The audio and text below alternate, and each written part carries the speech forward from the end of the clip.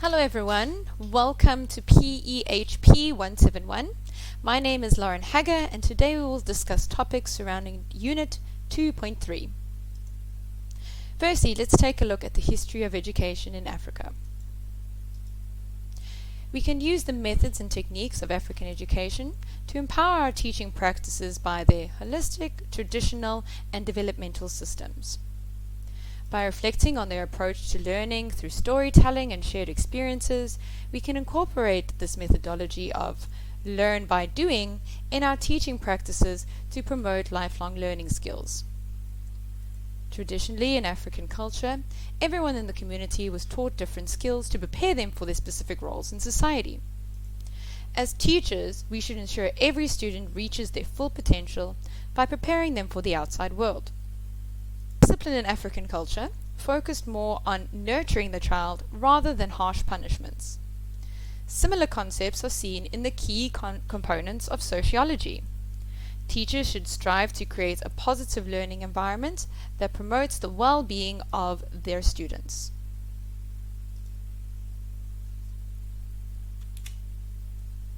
By reflecting on the wrongs committed by the colonialists, we can learn from these events and implement actions in our profession to resolve them. We can empower our students by uplifting cultures, reviewing education systems, and overthrowing racial inequality.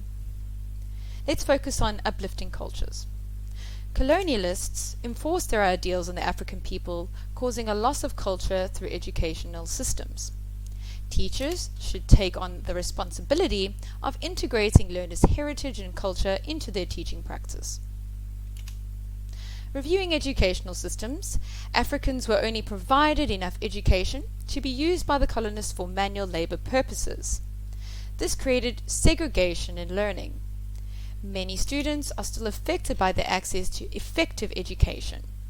We should empower those students by giving them access to higher educational resources.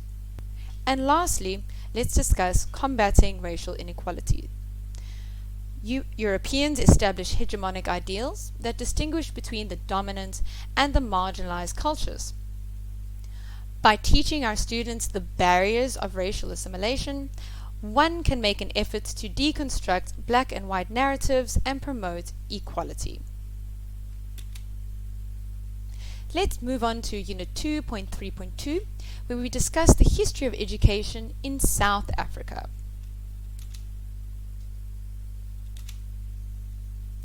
Here we will discuss elements of the South African education and how they can be used to empower our teaching practices. Firstly, to receive a higher quality of education, we can insist on receiving the best equipment, facilities, and administration support. Secondly, as a teacher, we should give students more creative freedom when confronting the complexities in their schools. As teachers, we should also encourage our learners to be more responsible for the value of their learning. The onus of studying and research falls on them. And lastly, all members of schools should take responsibility and accountability for administration duties, and therefore encouraging collaboration among all participants within the schooling system. By analyzing the second edition of Education Studies, these elements discussed about the South African education can empower our teaching practices in the following ways. By decentralization, where decision-making authority is distributed amongst teaching staff to empower all voices to be heard. By implementing democratization, students take more ownership of their education due to more access to opportunities and given freedom of choice. Next, we want to empower all participants in the schooling system by providing equal education opportunities. We also want to introduce multiculturalism to uplift people from different cultural ethnicities and break down negative derivatives to create formative solutions. And lastly, we want to demolish the idea of desegregation by embracing all members of society, no matter the socioeconomic background. So, if I was appointed Minister of Education, Science and Innovation, I would focus on changing the research infrastructure so that it moves towards modern teaching practices and facilities. To improve the efficiency of learning environments, we should encourage our students to gain a passion for lifelong learning through shared experiences rather than overwhelming them with information that has no personal meaning to them. We can meet these requirements by implementing the following methods. So, minimizing talk time or lecture talk time to encourage more cooperative learning. We can introduce flipped classrooms where teachers act more as a facilitator and students are responsible for their own learning. Students can also process more complex concepts and apply them to real-life situations instead of just reading books and regurgitating information. And lastly, we should allow our students the freedom for innovation by structuring their own learning environment.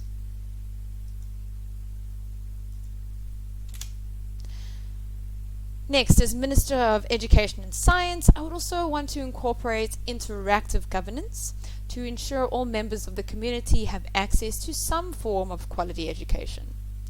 The government should no longer have direct control of how learning is governed, but possibly provide free access to education resources or development courses to encourage independent learning.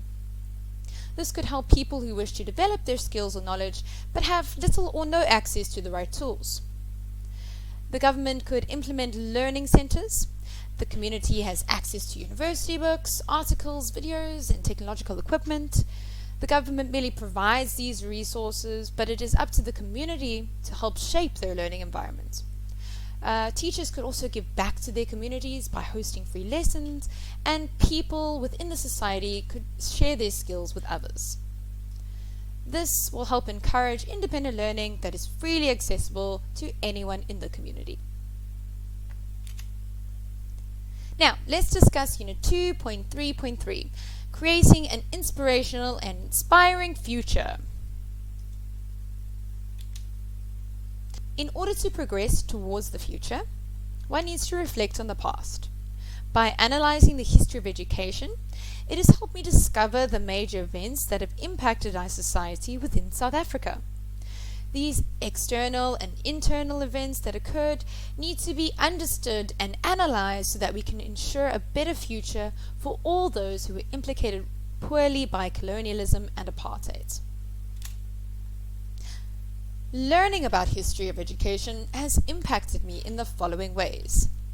I am now more grateful that I was given the privilege to receive a quality education. However, at the same time, this saddens me to know that other people were not given that same privilege due to racial discrimination. It also shocked me to find out about how apartheid and colonialist education has affected our education systems today. By learning about this, it has helped me realize that as a teacher, I need to be responsible for incorporating other cultural ideals into my teaching practices, as I have the power to influence the younger generations. Lastly, let's take a look at a new way of teaching and learning. The history of education will influence my teaching practices in the following ways.